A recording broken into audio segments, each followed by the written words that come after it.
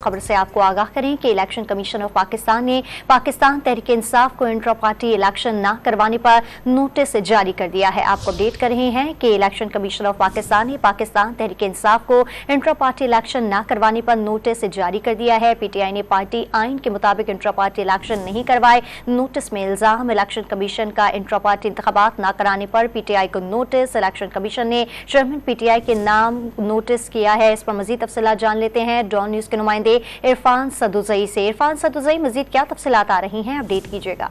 Election commission ने आज पाकिस्तान तहरीक इंसाफ के चेयरमैन को नोटिस जारी किया है, जिसमें उन्हें कहा है कि आपको मुतअद्दिद याद दहानियों के बावजूद इंट्रा पार्टी इलेक्शन नहीं करवाए गए। 2021 में भी इन्हें नोटिस जारी किया, उस वक्त वहाँ 1 साल की एक्सटेंशन दी गई और मोहलत देने के बाद ये कहा गया कि आप इंट्रा पार्टी इलेक्शन करवाएं और उसके बाद वो जो लिस्ट है वो जमा करवाएं, लेकिन वो भी नहीं हुआ और उसके बाद मुतअद्दिद याद दहानियां करवाई गई।